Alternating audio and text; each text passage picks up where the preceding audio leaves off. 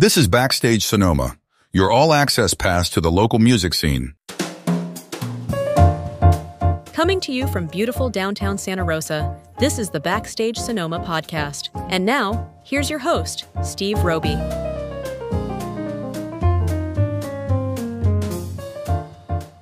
This is Backstage Sonoma, and I'm Steve Roby. Today we have a special guest joining us, Jane Beeson, a.k.a. Beeson. Jane has been making waves with her deeply emotional and thought-provoking music. In this episode, we'll dive into her latest work, including her songs Just For Now, Swimmer, and I Haven't Seen You Since the Summer, each offering a glimpse into her artistic vision. We'll also discuss her upcoming performance at Café Du Nord in San Francisco on November 10th.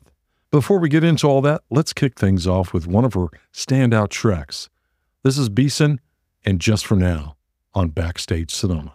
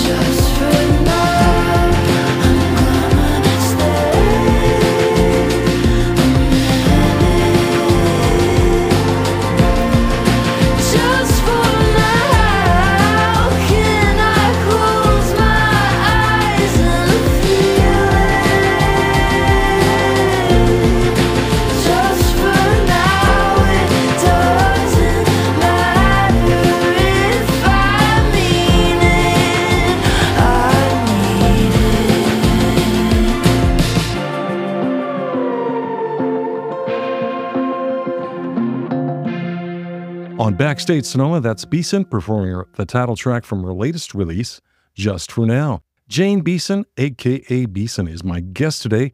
Welcome to the show. It's great to have you here. Hi, thanks so much for having me. I'm so excited. Yeah, so glad you could be here. For those new to your music, can you give us a brief overview of your musical background? Totally, yeah. So I was born and raised in Gilbert, Arizona. I was the only girl of 6 kids, so I have 5 brothers. And so I grew up mostly playing by myself in my room until I was about 15 or 16. And then around that time, my parents were like, please get guitar lessons. And I finally did. And I started playing shows, and one thing led to another. And now I live in LA, and I'm making music. I'm releasing my second EP pretty soon here. That's great. Great. Did you have any mentors or influences, music that you listened to growing up that kind of got you going? Yeah, totally. I have this really special music teacher. His name's Jeff Arnett. He's a guitar instructor in Arizona, and he really pushed me to get a lot better at a time that I really needed it. It was kind of interesting growing up in the scene that I did because there really wasn't much of a scene, especially for singer-songwriter girls. All the bands I knew were indie rock boy bands, and so I didn't really have a lot of peers that were doing what I did at the time, and so it was really, really important to like have someone I looked up to give me advice. So yeah, he was amazing. And then I grew up listening to a lot of stuff that my parents listened to, and luckily they had really great taste. So I listened to a lot of The Killers, a lot of folk music, Decemberists, Avett Brothers. I listened to a lot of John Mayer, and then on my own, I listened to a lot of pop music, of course. So I was, on the early Taylor Swift. I loved Lorde growing up, and I also listened to some Fleetwood Mac, and stuff like that. Yeah, I grew up on all that. What a great collection. Yeah. So you mentioned before that your love for writing songs came when you were a child. What was the turning point when you realized that you wanted to pursue songwriting as a career? Yeah, that's a really good question. I think that writing songs always felt really natural to me and just sort of an extension of my inner dialogue. And I guess in college, I started to really admire songwriters that were, I don't know, maybe a little older than me and were doing it full time. And I realized it'd be really cool to legitimize that part of my life. And it was probably in like my sophomore year of college. I had a release party for my second single, Pink Light, and tons of people came, and it was so fun, and the community was so cool. And I just realized that I wanted to send it and make it happen. And I haven't really looked back since. But if you wanted to look back, what advice would you give the young Jane Beeson who was starting to write songs?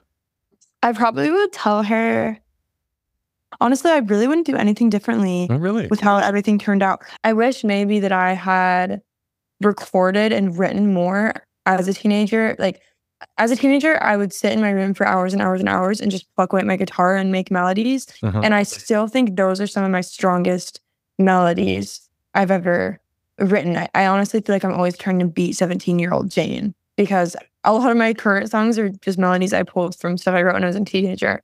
And I wish that I had more thoroughly like recorded all the stuff I was doing at that time, because I use it so much still. So I guess the advice I'd give young Jane is write it all down, record all of it, because you're going to want it later. Did some of that stuff survive? Do you have some of your early recordings? I do, yeah. I have an old phone with, hundreds of voice memos from when I was 15 and 16, and it's very precious to me. Yeah. Save that. Never get rid of that, okay? Yeah, totally. Okay, great. So let's talk about one of your songs, the song I Haven't Seen You Since Last Summer. It's from your EP, Last Shot. It captures a nostalgic and emotional vibe. Can you tell our listeners about the inspiration behind that track and the creative process of bringing that story to life? I wrote I Haven't Seen You Since the Summer 2 summers ago. I was in New York City. I was there for a writing camp, and I had just had a really crazy week, actually.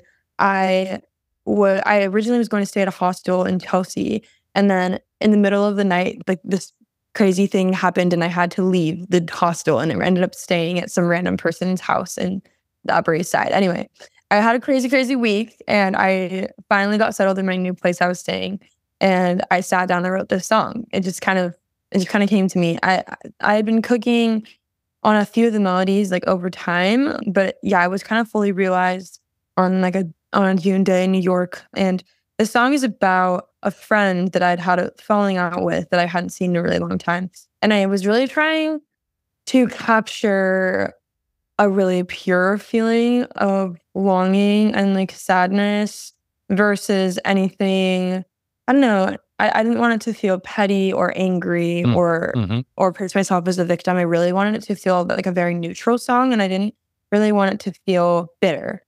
And that actually was quite a challenge for me, because when you're writing a song, it's usually easiest and it comes most naturally if you pick a pretty strong narrative and viewpoint, and roll with it.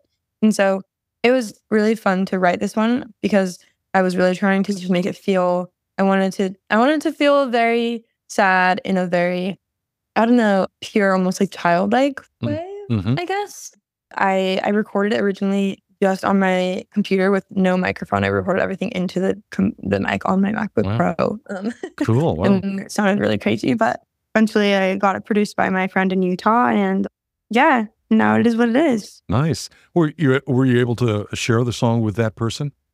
I was actually, and she really loves it. And we're actually friends again. I mean, we didn't have a massive falling out, and I think that's also part of the reason why I wanted the song to feel really neutral. This song really was a literal, like, olive branch, you know, and like in the sense that it turned into what the song was talking about, which is really interesting. Like when I sent it to her, Nice.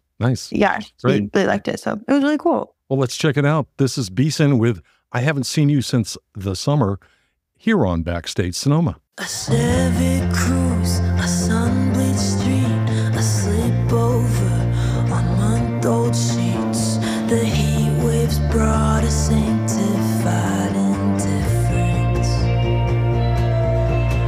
I hope you know the things I felt that summer always seemed to melt into my day-to-day existence. Baby, can you drive slow? I see that you're always on the road. Sometimes I wake up in a cold sweat, dreaming that I'll never get to see you again. Baby, say you drive slow. I see that you're always on the road with some people that I've never met. It's funny 'cause we used to have the same friends. A late night chat, a moon leaves Taurus. Pay homage to the girls before us. A worship-worthy haircut on my floor. Do you ever wonder how I've been?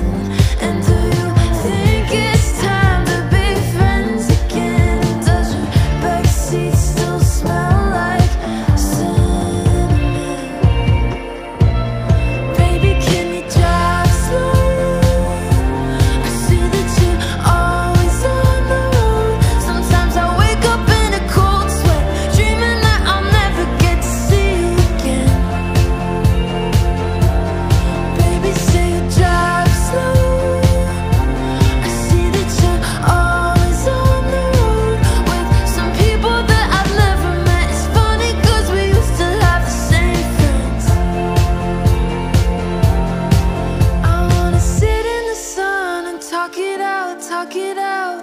Sit in the sun and talk it out, talk it out. Wanna sit in the sun and talk it out, talk it out. I haven't seen you since the summer. Can we sit in the sun and talk it out, talk it out? Sit in the sun and tell you how, tell you how. Sit in the sun and tell you I'm so sorry. I'm so sorry. Baby, can you drive slow? I see that you're always on the road. Sometimes I wake up in a cold sweat, dreaming that I'll never get to see you again. Baby, say you drive slow. I see that you're always on the road with some people that I've never met. It's funny 'cause we used to have the same friends since the summer. That's "I Haven't Seen You Since the Summer," performed by Beeson. It's a song from her 2023 release, Last Shot. I'm Steve, and Jane Beeson is my guest. Jane, can you tell us more about your approach to conversational songwriting? How do you balance storytelling with melody to make sure your songs resonate with listeners on a personal level? Oh, that's really interesting. I think that if you want a song to resonate on a personal level, you have to say it in a way that you would naturally say it. I guess I am a pretty big believer in conversational lyrics, but I also think that you don't have to stick to simple language. I know when you're making conversational lyrics, I feel like you can get pretty big as long as something feels applicable to a regular person, I think you're safe. I don't know. But yeah, even though I haven't seen you since the summer, I feel like I explored a lot of sort of religious and big dramatic language, but I also tried to keep it feeling really real to me. But yeah, that balance is hard to find. I'm always trying to find it for sure. Where do you find your inspirations when you're writing songs? I am very inspired by small interactions with people. I a lot of times will leave a conversation and think about, I don't know, one tiny thing someone said and really want to write about it. Or I'll see, I don't know.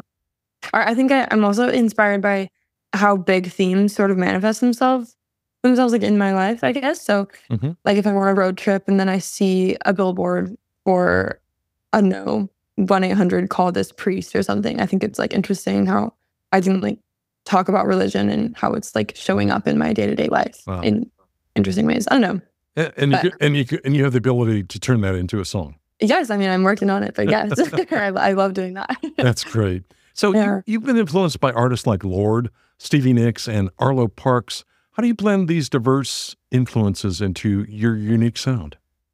Honestly, when I'm writing, I don't really think about anyone I've been influenced by. Okay. I mostly know I've been influenced by those people because after I make a song, I'll listen back and think, oh, that sort of sounded like a Lorde thing to do, or that was sort of an Arlo Parks adjacent line. But I feel like when I'm writing, I really try to keep a really clear mind, and I try not to use too many references when I'm actually making a track. I think that my sound is coming about just because I have taste that is only mine, just like everyone does. And so Sure. I feel like as long as I lean into that, I'll keep making stuff that only sounds like me. All right. Yeah. So you've recently moved from Utah to Los Angeles. Wow, that's a move. to pursue music more seriously. What's been the most surprising part of this transition from a smaller music scene to Los Angeles, bustling downtown Los Angeles? How's it affected your creativity? Yes, it's been so crazy. It's definitely affected it in good and bad ways. I think mostly good. I just hit my 1-year mark last week. All right. So I officially got over the 1-year hump. So I feel like I can finally speak to, I don't know, the LA experience. Yeah, I think this most surprising part has been how connected I feel in LA to other people that have really similar lifestyles to me. And Utah was a bit hard, especially because I was in college at the time. But it was a bit hard to find people that I related to in terms of just my day-to-day life and my day-to-day struggles, And in LA, it's nice because there's someone going through the same thing as you around every corner, like this label deal fell through and it's bumming me out. And, there's always someone there that is going through the same thing, which is nice. Obviously, the downside of that is that you are now, a little fish in a big pond. Yeah, that's true. So many opportunities there for everyone. Yeah. Yes, exactly. But overall, it's been really good for me. I think I have so many amazing people here to learn from. And I felt myself grow so much as a musician and a writer here just from being in the room with incredible people. And there's just so much here to be inspired by and learn from. Obviously, some of the best musicians in the world live here, and it's just really cool to be here. So lucky to be here. Where do you see your music going? Where would you like to take it? What direction? In terms of style, or in terms of my style, career? or in your career, different genres, exploration, or anything like that? Oh, interesting. I see myself going a few different directions in my career. Hopefully, I really would love to make a pop album at some point, a real proper pop album that's like pretty center pop. I think that, especially right now, it's just a cool time to be making pop music, and I would love to be part of that conversation. But right now, I'm mostly making more like indie singer-songwriter stuff, I'd say, but it's pretty rock influenced as well and pop influenced. But yeah, I'd love to. Right now, I feel like I'm in a place of genre bending a lot, and I see myself as I get older, kind of leaning into one genre or another. As I get better at music, I think I'll be able to, I don't know, stick to one thing and do it well for a whole project or something, But for now, I feel like I'm having fun exploring a lot of different stuff. Good. Enjoy it. Yeah. Well, let's play one more track from your new EP. The song is called Swimmer. What's the most challenging part of writing such a raw and honest song like Summer? And what do you hope the listener takes away from it? Yeah, writing a song this honest is always tricky. Honestly, the most literally tricky part of the song was making sure that the person I was writing about wasn't, I don't know. I do believe that writing a song shouldn't come at the cost of like someone else's like well-being in any way. Mm-hmm. And the song is pretty cutting. And I even though the song isn't literal, it does, paint someone out in a bad light. And I think that when I was writing it, I was proud of myself for writing it exactly how I felt. But, it is tricky and it's not literal. So I feel like especially when I was releasing it and stuff, I had to be careful to give lots of qualifiers and explain, that the song wasn't super literal. But yeah, I think there's always that risk when you write something really, really raw that like you are putting yourself in a position to be criticized and you're making a take, and that's hard to do sometimes, but yeah. I'm happy with it. And I don't know, I hope that listeners take away that I really put it all on the table in this song. Well, let's listen to it now. This is Swimmer by Beeson, and you're listening to Backstage Sonoma. You were a swimmer in your college days. Think I was learning how to drive back then. You were a killer, or so you keep telling me. Yeah, we're still talking about the people you've been. I take the high road. I say how interesting. I say that you make me think. I take the spare room. I hope for the real thing. You say hi in the morning. You say I could love you, baby, but I don't have the time. I'm too busy living in the back of my mind. I wanna be a big star. Is that such a crime? I swear I think I love you. I just don't have the time right now. I found a letter from your college flame. You made it look just like an accident. Well, does it do it for you? And I don't know what to say. I wasn't bitter, but I should have been. I take the high road. I say that she's crazy. Well, that makes two of us, I think. You say I could love her, maybe, but I don't have the time. I'm too busy living in the back of my mind. I wanna be a big star. Is that such a crime? I swear I think I love her. I just don't have the time. Well, you think you're so good for not leaning in, and I think you're lying when you say I can't handle this. And baby, you're right. That's none of your business. You've got no dog in this fight if you can't even feel it. You could love me, baby, but you're caught in a lie, and I can't keep living in the back of your mind. So go and be a big star, and I'll get what's mine. I swear I never loved you, I just thought I should try. Yeah, I could love you, baby, but I don't have the time. I'm too busy living in the back of my mind. I wanna be a big star. Is that such a crime? I swear I think I love you, I just don't have the time.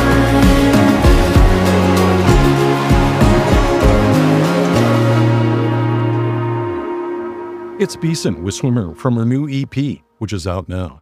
Jane Beeson is my guest. With your music career picking up, you've traveled for shows quite a bit. How do locations like Phoenix, Utah, and LA influence your live performances and connection with your audience? Yeah, I love playing in all three of those places. Playing my Phoenix show earlier this year was so magical because I'm not really that close with the fans from my hometown. And it was really, really cool to play like my first real hometown show and meet people who are from where I'm from that I didn't even know and see them singing my songs. It was really magical. playing in Utah is always so fun. That's where my fan base really lives, and that everyone there is just so kind to me. And the shows are just like amazing energy. Everyone's so cool. My fans are so sweet. At my last show, a fan made me this beautiful like hand crocheted flower bouquet that I like kept in my room, and everyone just always is bringing me sweet things, and I love just hanging out with everyone after the show. That's great. Yeah, and playing in LA is cool too, just because it feels so legit for me. It feels really, I don't know, it feels really cool to be playing in LA. And I actually just played a show in LA last week, and being on stage reminded me of how lucky I am to be here and be doing music and just, I don't know, being part of the scene is just such a gift. So yeah, definitely different experiences in different places for sure. Definitely. So you've got a show coming up at Café Du Nord in San Francisco. How do you feel about performing in such an intimate venue, and what can your fans expect from the show? Are there going to be any surprises or new material in store for them? Oh, yes. I'm definitely going to be playing some unreleased stuff on that tour that I'm going on. And I love playing in small venues. It's a little bit scarier for me for sure. You can see everybody's faces in the crowd. It can be a little scarier, but I'm definitely going to play some new stuff. And I love to chat at shows and get to know people. So fans can expect to come up and say hi after, because I definitely want to meet everybody. Nice. And let me remind our listeners, Beeson will be on the bill with Dog Park and perform at Café Du Nord on Sunday, November 10th. Doors open at 7 p.m. and showtime is at 8. You can pick up tickets right now at cafedunord.com. There'll be a link to get tickets in the show notes for this episode, so just click on that link and you can pick up some tickets for her show. Jane, thank you so much for stopping by today. I really appreciated it. Have fun out there on the road. Thank you so much. Thanks for having me. This has been so fun. We're back in a minute with more Backstage Sonoma. Hey musicians, would you like to be a guest and promote your upcoming concert and latest release? It's easy. Just email the host at backstagesonoma@gmail.com. Now, let's get back to the show. Thanks for listening to the Backstage Sonoma podcast. Join us next time for more great interviews and music from local and touring musicians. You can find us on the web at backstagesonoma.com.